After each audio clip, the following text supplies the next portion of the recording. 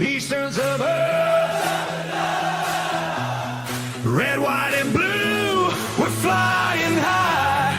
Sydney Roosters reach the sky.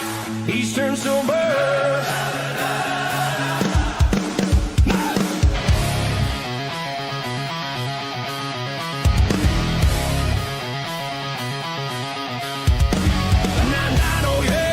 Took flight. Come on. Born in Bondi, so the skies ignite. From the east, our spirits rise. Red, white, blue, our story told. From nothing we rose, made our claim. Eastern pride, we built our name. Stronger now, we never fall. Rooster spirit standing tall. Yeah, come on, feel that pride. Let's go. Since the start, the legacy lives. Power the heartbeat gives. Red and blue, we walk with pride. Fans by side, can't hide our vibe. Flags up high, crowd in sync. Roosters rule, we never blink. Eastern suburbs. Eastern suburbs. Red, white, and blue, we're flying high. Sydney Roosters reach the sky. Eastern suburbs. Roosters! Get up! Feel that pride!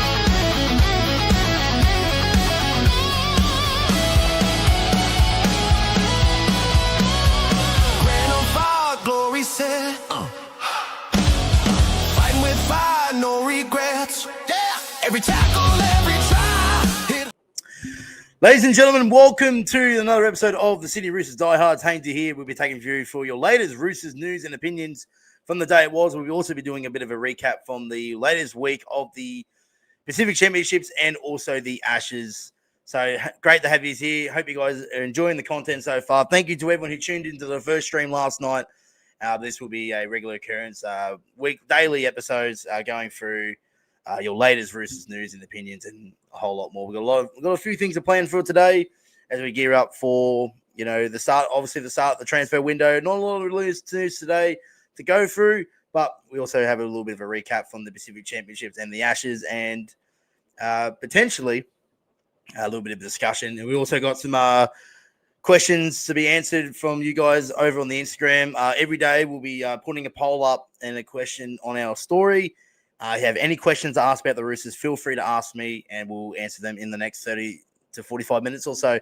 So thank you for tuning in. Make sure you hit that like button and subscribe to the Sydney Roosters Diehards. I reckon we gained about 10 subscribers last night. So thank you for tuning in and hopefully we can continue to grow the channel over the off season and into the 2026 season. All right. And also make sure to give us a follow on Instagram at the Sydney Roosters Diehards, as that's where you'll see all the latest breaking news around the Sydney Roosters posted there almost immediately. And then we'll jump on here every time around at 6:30, 7:30 time and to discuss the daily news. Right. We've got a few in the live chat here. We've got Michael Hunt. G'day, Michael. We want to see first question. We want the leaked jersey photo.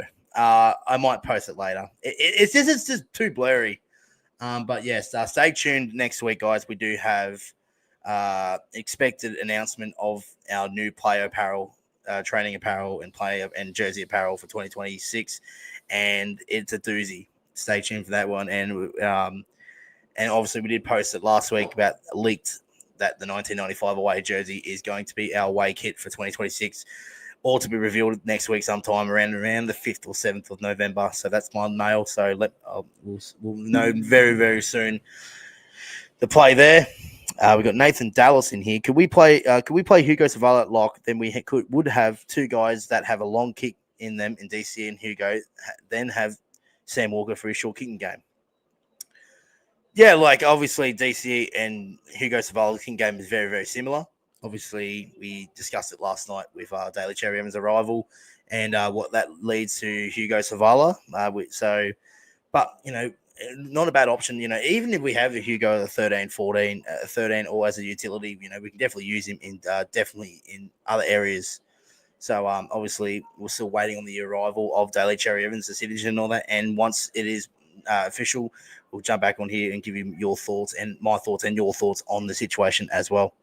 Then you also have 3 ball players on the ground. Yeah, 100%. Like I think we can definitely use Hugo really well as a ball plant lock as well. So BSB City Vintage. Brody is here. How are you, my friend? Miss you, pal. Jason Reader as well, one of my regulars on my channel, Haynesy_YT. If you haven't subscribed to that channel, please do. Where we do, if you don't know what I do on YouTube, I do game day vlogs and live stream watch longs for the Roosters. So, so feel free to hit the like button and subscribe to my channel as well. And make sure before you do that though, hit the like button and subscribe to the Sydney Roosters Diehards. Right, let's get into the first topic. We'll go through the Ashes review last night. We had 3 Roosters players representing the Aussies in the Ashes, with the Australians retaining the Ashes 14 points to 4 over England overnight. We did a live stream watch along on my channel there as well. My thoughts on the game. Look, I thought it was a very, very sloppy game. I thought England showed a lot of grit and a lot of fight in that game. It was very clunky from both teams, but the Aussies doing enough to get the job done and progress to retain the Ashes. I think they haven't lost to England in 30 years, so that's actually an alarming stat if you're an English fan. Look, we put a post up when the England squad was announced. I was very surprised to not see Billy Smith there, especially when he pledged his allegiance to England. And seeing last night the lacking of attack. I think Herbie Farnworth was the only one really creating options. I think Billy Smith would have been perfect to alongside on the left centre with partnering with Dom Young, to potentially show a little bit more spark in the England attack, but that's not for me to decide. I thought their forward pack stepped up, took physically to Australia. Maybe Victor Radley might have been the final piece of, the straighten up the attack as well. So, but look, I thought it was a very disappointing performance from both teams, but Australia doing enough to get the job done. We'll start off with Mark Nawanganitawase. We'll get his stats up and we'll discuss Marky Mark's game. I still can't believe that. Did anyone watch his flick pass to himself in the first half? God, that was impressive, even though he dropped it. But God, he's a freak, Marky Mark. Obviously it's going to be a shame to see him go back to rugby, but I definitely see a world where he'll be back in the red, white, and blue after the World Cup in the near future. I think with Marky Mark, need to keep an eye out on when it's announced that he signs with this new club that he's going to. Whether or not it would be with the Wallabies Rugby Australia contract or with Japanese rugby or wherever he signs. Be interesting to see how much it is, how worth of the deal. If it's only a 1-year deal, that definitely opens the door to see Marky Mark back in the red, white, and blue as early as 2028, or if it's a long-term deal, we'd be a bit more of a wait on that one. So let me just get up the international on the NRL app. Bear with me for just one moment. Player stats. Where are we? All right, Martin, I'm going to need to ask. Mum just asked if you were on 10 News. What? What do you mean? Oh, I wouldn't be able to see it yet. Can you rewind and can you get her to take this photo and see if it looks like me? Why would I be on Channel 10 News in Sydney? I haven't been in Sydney since the semi-final loss. Okay, let's go. Marky Mark stats. 13 runs, 123 meters, 42 post-contact meters, 2 tackle breaks. One offload. 6 tackles, 1 missed. Made 4 errors, but a lot of them made errors yesterday. But yeah, look, I thought Marky Mark was okay. Still, was solid. Hasn't put a foot wrong. Obviously made a couple of errors yesterday, but he wasn't the only one who made multiple errors yesterday. But I think it'd be disappointing selfishly as a Roosters fan, if we don't see Marky Mark cross the line in his international. International. Here it is. Here, the replay's on here right now. I'm just seeing the flick pass to himself before dropping it. But look, he'll continue to grow, and I think it's been a very solid 2 games for Marky Mark in the green and gold. If I have any advice to Nathan Cleary and Cameron Munster, I'll be on the phone to Hugo Savala and Sam Walker and say, I need help on how to kick the marky mark. Because every time, I think we kicked to him once yesterday, and we had it 5 meters out from the try line. Like, the best thing about Sam Walker with his kicking game and Hugo Savala, they have it pinpoint on the try line. So all that either Tupou or Marky Mark have to do is leap, grab it, and just fall over the try line. And even today in the Pacific Championship between Tonga and Samoa, I think Eli Katoa kicked to Daniel Tupou, which was 5 meters out from the try line, which it was, he tapped it back to Alamotti, but the fact that we didn't kick to Daniel Tupou on the try line, and he's just not being used properly in the air. And I think we've started to realise that with Tupou and Marky Mark, what an aerial threat they are. So, but all in all, I thought Marky Mark had a very solid performance over there in England overnight. Congratulations to the Aussies in winning that game. But I thought Marky Mark had a really solid game. Lindsay Collins started, and I think Lindsay Collins was paying $1.01 to split his head open again, which he did. I don't think he played a lot of minutes yesterday, Lindsay Collins. He was a bit quiet from his standards, but still did a decent job enough.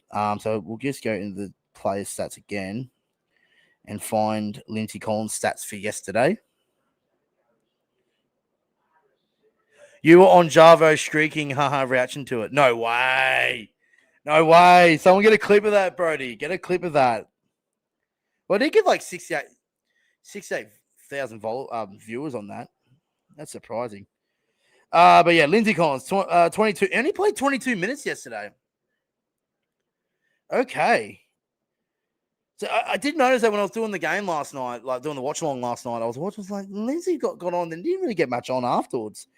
Unless there was something wrong with him. I'm not 100% sure. There hasn't anything been come out from it. But yeah, Lindsay Collins played 22 minutes.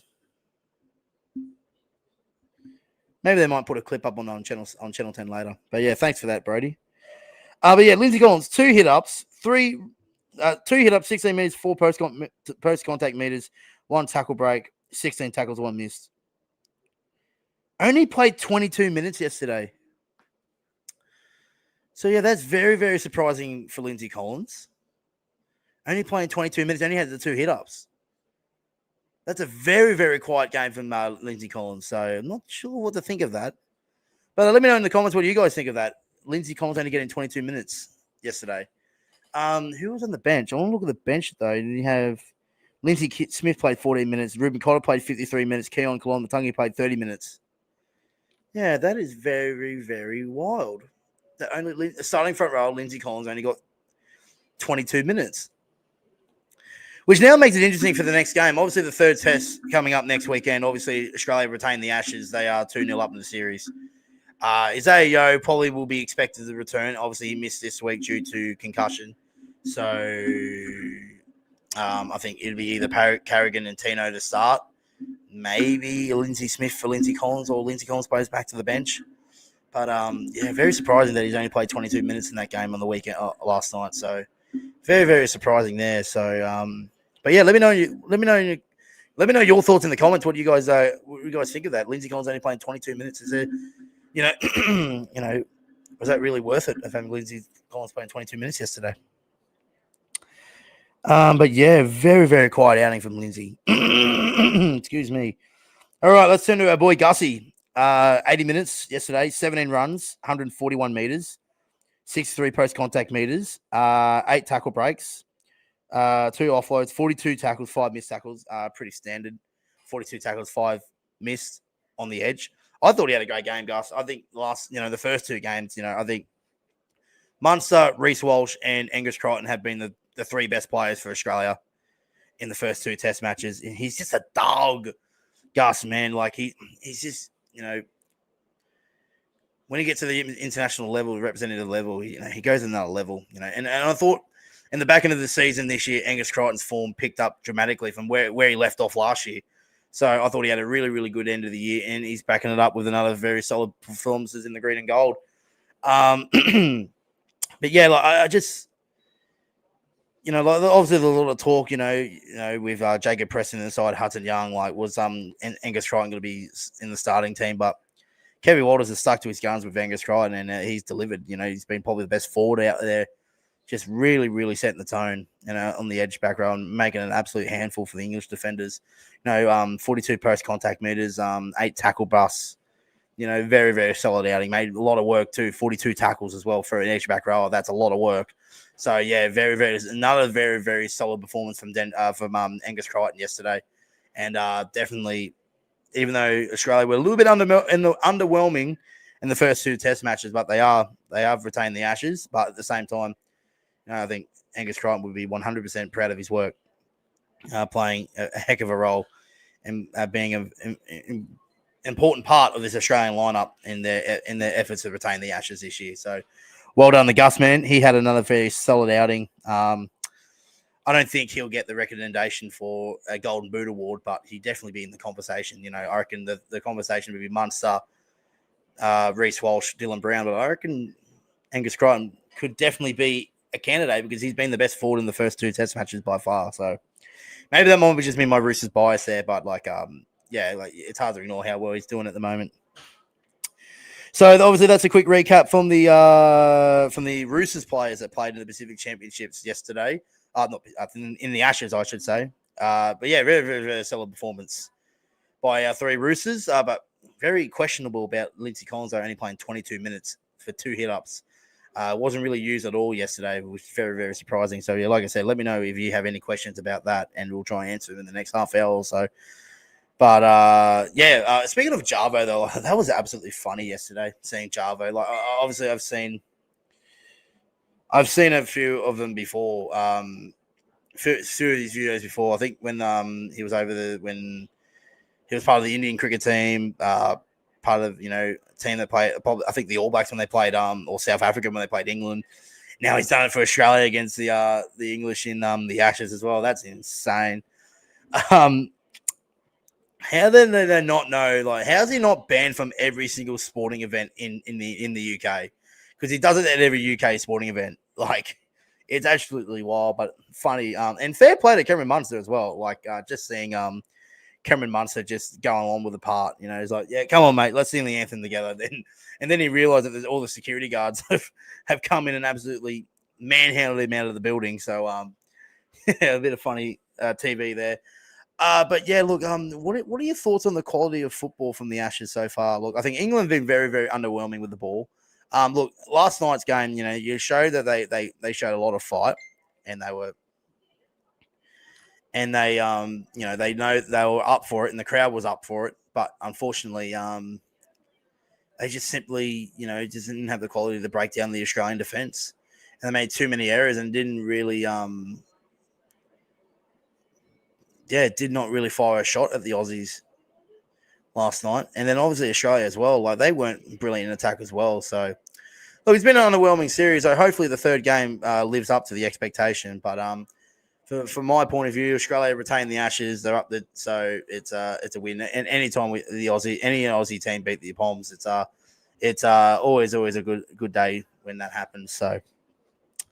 But yeah, so like I said, finishing up, congratulations to the Aussies. They retained the Ashes. Great to see 3 Roosters boys out there representing the country, and they bring on the third game. Hopefully, the Aussies can wrap up the series with a clean sweep, and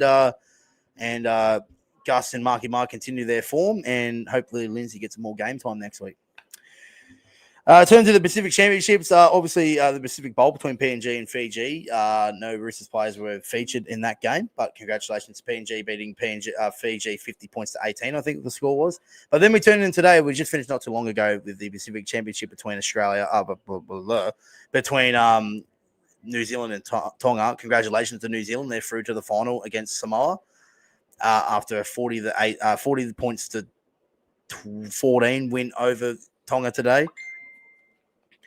But I think right now, I think it's time to put just give some flowers to Nafahu White.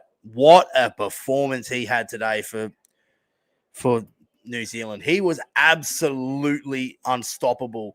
Imagine playing New Zealand when you have the Bash Bros that start the game. Then around about the 20-25 minute mark, they come off.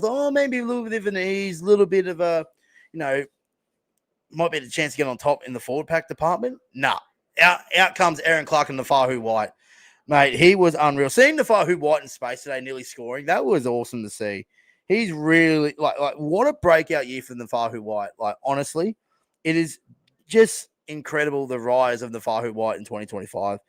And the good news for us Roosters fans that he's signed on a long-term deal remaining at the club. And he's definitely going to be the alpha of this forward pack for a long time to come.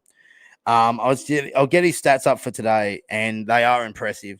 So Nafahu White come off the bench, played 57 minutes, 12 runs, 182 meters, 68 post-contact meters, 7 tackle breaks, 18 tackles, 1 miss in the middle. It was an absolutely superb performance from Nafahu White and proves why the Roosters had Nafahu White in the long-term plans over Terrell May. Like everyone was questioning about the Terrell May releasing Terrell May at the start of the year, but the Roosters had this in the back for a while that they have identified that Nafahu White was the guy going forward, and he has absolutely rewarded the club and the faith that the club have showed Nafahu White with a fantastic 2025. He still has one more game to go, obviously the Pacific Championship final next week against Samoa, and definitely can send a statement to not only the club New Zealand but also to Samoa and in particular Terrell May why I'm the guy that the Roosters chose, not you. So, and say that with the utmost respect to Terrell May, but I am saying, but that is something to say about like how good Nafahu White has been. Like he was out there as one of their best today for New Zealand. They had a really great performance, New Zealand. Tonga was a little bit underwhelming, yes, but he was absolutely superb. Nafahu White, another very, very good performance for the Kiwis there at Eden Park, and he can definitely 100% be. I reckon up there is one of the best front rowers in the game going into 2026, or maybe alongside Payne Haas and Fisher Harris, and that I reckon Nafahu White's up there in the top 5 front rowers in the game going into the 2026 season. So another very, very solid performance for the Kiwis off the bench there for Nafahu White. And people are asking the question, why is he not starting? Well, you've got the Bash brothers ahead of him, but like bringing on Nafahu White afterwards, it seems unfair at times, but mate, he was absolutely phenomenal today, Nafahu White, and he had a very good performance as well against Samoa as well, but which sets up a fantastic final between himself and Benai Le'eu for Samoa. Obviously, that's the other. Obviously, Benai playing for the Roosters is the sole representative for Samoa. So, all right, let's turn our attention now to Tonga, and a lot to talk about Tonga today. They were very disappointing in the 2 games. Daniel Tupou. Obviously, our boy Toops scored a nice try, yes, but only ran. I'm just getting his stats up. Where are they? Only ran for 106 meters. And I said this last week about Tupou only running for 115 meters last week against Samoa. He's only. When do you ever see Tupou just nick 100 meters, run meters? It's not like he's been trying. Like he's been trying his guts out, right? 46 post-contact meters, which is pretty impressive in a losing side. 2 tackle breaks, 1 line break, 1 tackle, 3 errors. Like he's made multiple errors. I mean, Tonga made a lot of errors today, but like I don't want to be. I love Toops with all my heart, right? He scored a nice try. He's one of the best finishers in the game, but is the start of the old age syndrome, where the old age catches up to you, starting to affect our boy Toops, because he got caught out of position a couple of times in the first, in both games that he played for Tonga, and made a couple of errors himself. Like, are we starting to see the final stage of Daniel Tupou as a professional athlete for the Sydney Roosters? I hope that's not the case. Hopefully, it's just a long season. It's been a grueling long season, trying to get through and then have a good preseason, a good break, and then back to his regular Tupou self come 2026. But we see it with a lot of players when they get to that age where when you see the signs that they're at the late stage of their career. We know that Toops is at the late stage of his career, but especially he's off contract at the end of the year, at the end of next year. So I hope that's not the case, that it's his final year for the Roosters, but I'm very concerned of that performance today in the 2 games for and maybe I'm just blowing out of my ass here, because Tonga have been very, very underwhelming in both games. So hopefully it was just hopefully for our sake that it's only a team performance, not just Tupou himself. But yeah, it'd be very, very interesting how Tupou goes through the preseason and how he is in the trials and going into round 1 2026. What how he's going with how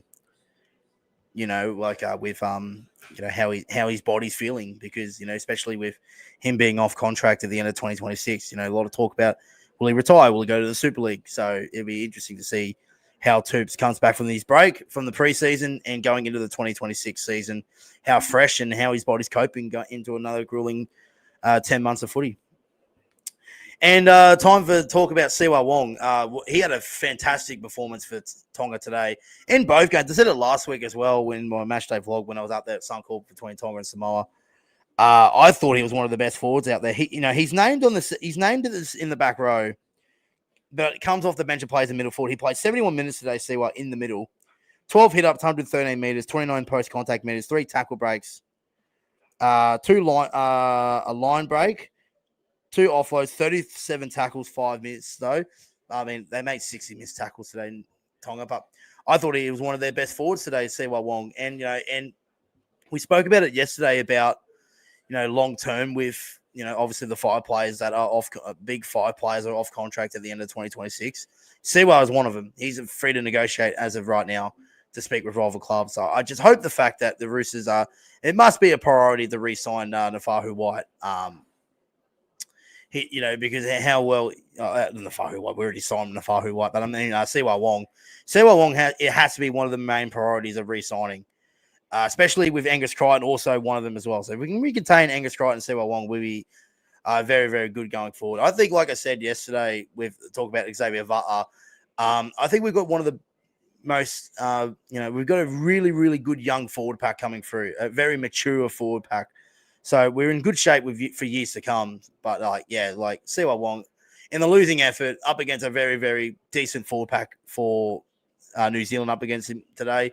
He put his hand up, had a crack, and he's definitely one of their best forwards. I think he ran for the most meters for Tonga, I believe. Well, he made the most tackles, 37. Lehigh Hopewadi was their most run meters for 116. He was a fullback. So again, just another very, very solid outing for Tonga in a losing performance for Siwa Wong. Obviously, he'll have one more crack in the Tongan jersey before he has the 8-week break when they take on PNG in the relegation promotion playoff game next weekend. But yeah, very, very solid performance from Siwa Wong and Nafahu White today. Tupou did okay, but, definitely below his best in the last 2 games for Tonga. Okay, so that's a bit of the recap from the Pacific Championships and the Ashes. We'll quickly go into the questions for today before we wrap things up. It's going to be a little bit of a probably shorter than last night's stream. Okay, here we go. Avenues_avenues.5. Do we have any fullback prospects for when Teddy finally calls on his career in a couple of years? Well, that's why we signed Cody Ramsey. I think that's why we signed Cody Ramsey. He can cover fullback, cover wing. So, and then obviously if we can get Marky Mark back, might be an option at fullback. Marky Mark, Suoliti, if we can get him back. Another fullback option. Heard reports that Max Jorgensen has been linked to the Roosters after the 27 World Cup. Obviously, Peter Jorgensen, his father, played for the Roosters in the 90s, so he's currently playing fullback for the Wallabies. So there is a couple of options. Obviously, Buller is on the free to negotiate in the player market, but obviously he's manages Isaac Moses, so I can't see Buller going to the Roosters. So I think at the moment we've got Cody Ramsey, and maybe we can develop like a Tom Rodwell, maybe transition into a fullback. So there's not too much at the moment. I think that's why we signed with Ethan King departing. That's why we signed Cody Ramsey to have backup for Tedesco. So I think at the moment, the front runner to replace Teddy at the moment would be Cody Ramsey. But wouldn't be surprised if we get one of those guys back from rugby, like Sewell, even one of them, Marky Mark, Suoliti, even potentially sign Max Jorgensen. I think they were the ones to be replacing Teddy in the fullback jersey when he retires. Blah blah 1334 says, how does Toby Rodwell feel about the DCE 2-year deal? There's nothing on record about Toby Rodwell's feeling about it. Like Toby Rodwell's like 19, 20 years old, so he's still got a lot to learn before he establishes himself as a first grader. So I still think he's been another couple of years off until he, is probably in the setup in the first grade side. I think he'll play a couple of years of first grade. Like he played SG ball this year, right? So it's under 19. So, obviously he was good enough to play New South Wales Cup. So I still think he'll be a couple of years away from in the setup there. I think he'll be in the top 30. I think going forward, I think he won't have any issues with it. And I think, he'll just bide his time, wait for the opportunity, and he'll grab it with both hands when the time comes. Brendan West 12. What a name, Brendan. Most underrated player ever. For the Roosters, I'd probably say maybe Mitchell Orbison or Daniel Tupou. I reckon they're the two most underrated players I've seen at the Roosters. Like Orbo was the Mr. Fix-It guy. He was everywhere. You can put him anywhere in the side and he'd do a job. Obviously a forward's utility, could play anywhere. He played a bit of center. He actually was named the halfback for the 2018 grand final, but one of our best players of all time. It was probably one of the most underrated. And obviously, what's more to say about Daniel Tupou's career at the Roosters? One of the most underrated players of all time, in my opinion. Just does his job. Standard performances every week for the Roosters. So I say them two would be my two underrated players. Could we get Hugo Savala at lock? Then we would have two guys who come to the long kicks in DC and Hugo. I think we had that answered, but yeah, I think for sure. Ball playing lock, 14. Come on as another option for a kick. Best player at the club yet to debut, in your opinion? Oh, this is a tough one. I'll probably say right now, Toby Rodwell would be the front runner. But I wouldn't be surprised there's a couple options there, like in the, like a Reece Foley.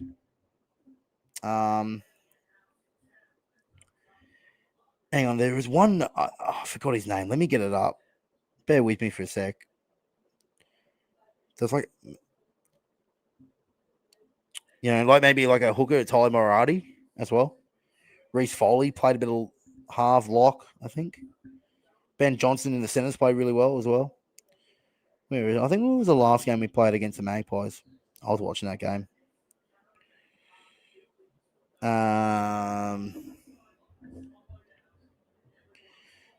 They've updated the Bulldogs logo on the on the NRL app.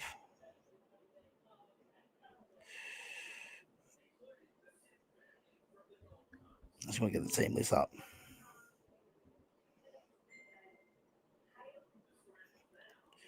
Yeah, I'd say definitely a Reece Foley. Yeah, Reece Foley for sure. Toby Rodwell would be my two. On top of that, a Tyler Moriarty, Ashton Warwick as well. There's some definitely Reece Dacken.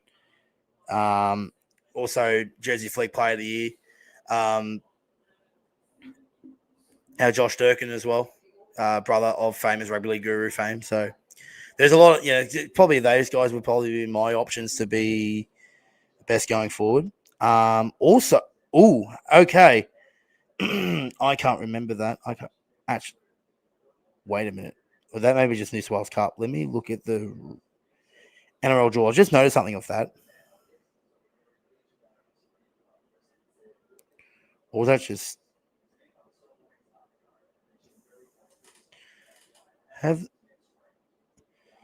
me just get up my live stream from the Roosters. I've just noticed that the Bulldogs have updated their logo on the NRL website. I just want to have a look because I've seen the Roosters logo is the chicken without the shield, the rooster without the shield. So I just want to get my live stream up when we played this year. I just want to have a look at something.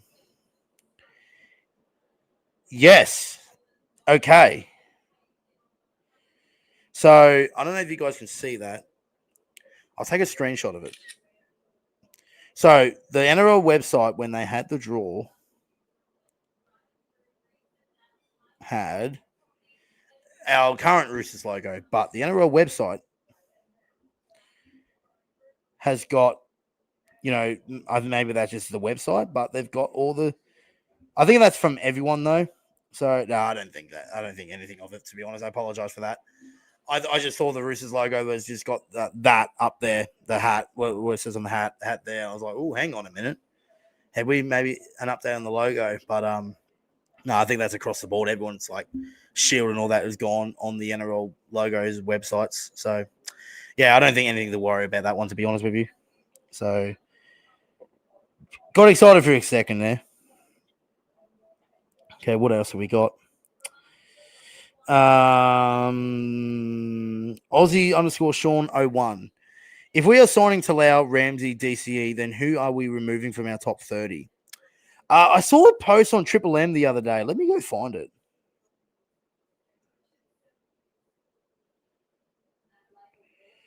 I took a screenshot of it. Triple M posted the top 30. See if I can find it and we'll go out and have a read of it. Around about maybe a week or two ago.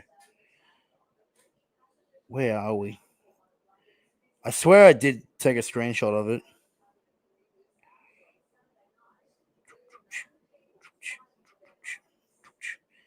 If not, I'll just search up Triple M. I know I've seen it.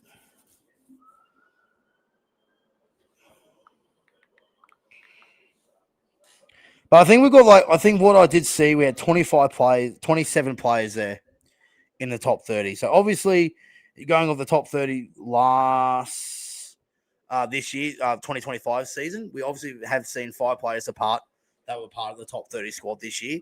Sandon Smith, Zach Docker-Clay, Ethan King, Chad Townsend, and Ben Roberts. Ethan Roberts. So there's 5 players, and then we have 25. So on top of that, you would also have the likes of, like a Max McCarthy in there, Taylor Lasalu. Those guys are fighting for a top 30 contract. DCE signs Talau, Cody Ramsey. So there's probably about maybe 1 or 2 spots left for a top 30 to be complete. Out of those guys are looking for a top 30 spot. So I think that will be filled with after a train and trial during the preseason. So I don't think we'll sign anyone else in the off season now. I think they're just confirming on the Ramsey with Ramsey, Cody Ramsey, Tommy Talau, and Daly Cherry Evans are the 3 ones that we're going to sign. I don't think anyone's going to be moved on, and I think it'll be either 1 or 2 spots that are currently in the squad from last season, pushing in preseason to get that final 2 top 30 spots. So yeah, I think that will come the end of the preseason, around February, March. That's when we'll see the top 30 be completed, and then gear up for the 2026 season. Tommy Talau signing from Lockie Moore. We did answer that yesterday. I also have some gossip about Hugo Safalo as well. I'll just get it up from my messages from yesterday. Let me go find. Oh, I'm so unorganized today. I do apologize. It's one of those days. I'm not gonna say his name, but he has got a DM yesterday after our live stream yesterday. I have news on Savala from a close source. As of 30th of October, he was in negotiations. I can only assume it was with the Roosters. He loves that the Roosters and doesn't want to leave. However, he will be testing the market to see what he is worth. I reckon he stays. So, yeah, I can see the truth to that. I can see a world where Hugo Savala, obviously, Roosters Junior, local junior, he's not leaving, right? He won't be leaving unless something dramatic happens. But from what Hugo Savala and his management are deciding to do, he's in talks of saying with the Roosters, then he's going, okay, well, I'm going to go test the open market to see what I'm worth. I'm going to go back and then just say, I don't think, respectfully to Fluff, I think maybe 500K is probably around the mark. I don't think any higher than that. So he's probably going to see these clubs are what they're after.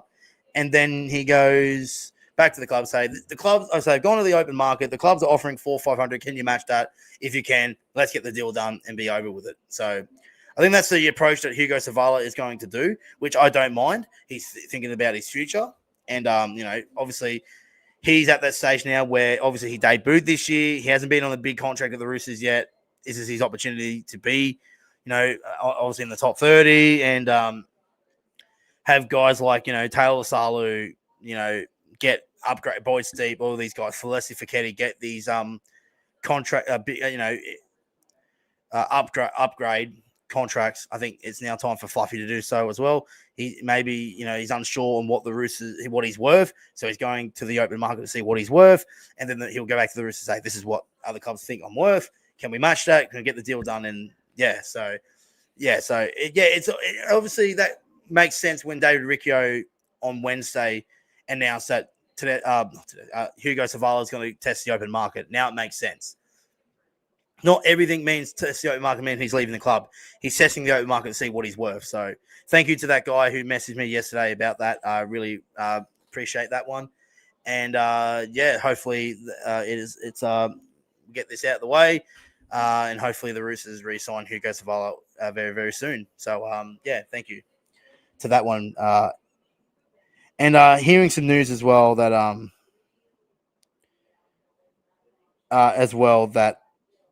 the Roosters launching of Adidas would be either the 5th or 7th of November next week, sometime either next Wednesday or Friday. So keep an eye on that one.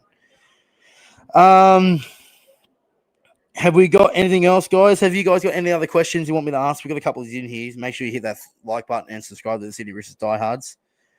Thank you to tuning in today. Let's see anyone else has got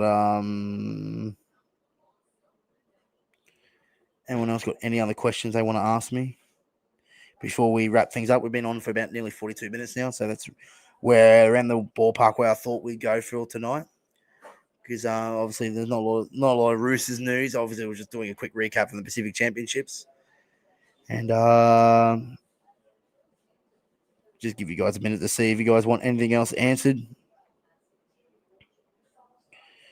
Just having a little bit of a scroll on social media. Nothing else to report. Guru goggles. Shout out the Rugby League Guru. Ellie Guitar requires oxygen mask after hit. Far out. That's here